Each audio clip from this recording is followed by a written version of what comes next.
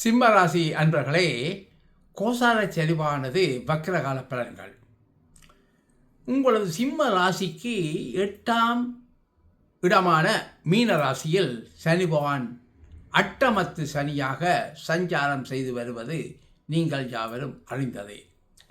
அந்த கோச்சார சனி பகவான் 27/7/2026 முதல் 10/12/2026 வரை சுமாராக 138 நாட்கள் இதே மீன ராசியில் வக்ரம் அடைகின்றார்.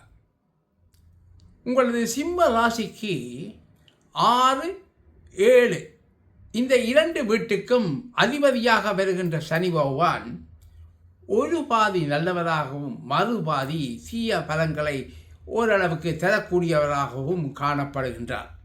அப்படிப்பட்ட சனி பகவான் இதே 8வது வீட்டில் வக்ரம் பெறுவது உங்களை பொறுத்தவரையில் மிகவும் நல்லது. அந்த கோசார சனி பகவான் இதே 8வது வீட்டில் தற்போது 138 நாட்களுக்கு வக்ரகதியில் பயணிப்பார். அதனால் அவரின் செயல்பாடுகளும் வேகமெடுக்கும். அதன் காரணமாக சனி பகவானால் ஏற்படக்கூடிய பலன்கள் மிக வேகமாகவே உங்களை வந்தடையும். அதே சமயம் உச்சம் பெற்ற கோசார குருவின் 9ஆம் பார்வையும் அட்டமத்து சனிக்கு கிடைப்பதனால் சுபத்துவம் அந்த சனிவான் அடைகின்றார் என்பது இங்கே நோக்கத்தக்கது. அதாவது அட்டமத்து சனியால் ஏற்படும் வலி, வேதனை, அவமானங்கள், ஆரோக்கிய பிரச்சனைகள், வழக்குகள், விபத்துகள் போன்ற பிரச்சனைகள் யாவும் ஓரளவுக்கு குறைந்து காணப்படுவீர்கள்.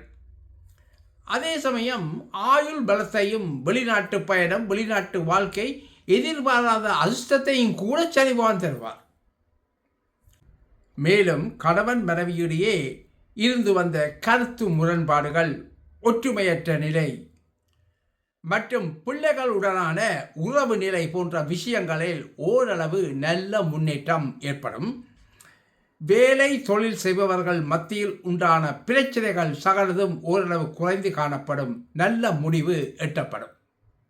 அன்பர்களே, உங்கள் ஜனனகால ஜாதகத்தில் சனி வக்ரமாக இருப்பின் அவரின் செயல்பாடுகளும் நிச்சயம் வேகமெடுக்கும். அதன் காரணமாக சனி பகவானால் ஏற்படக்கூடிய பலன்கள் வேகமாகவே நிச்சயம் உங்களை வந்தடையும். அதாவது வேகமாகவே காரியங்கள் நடைபெறும். நன்றி, வணக்கம்.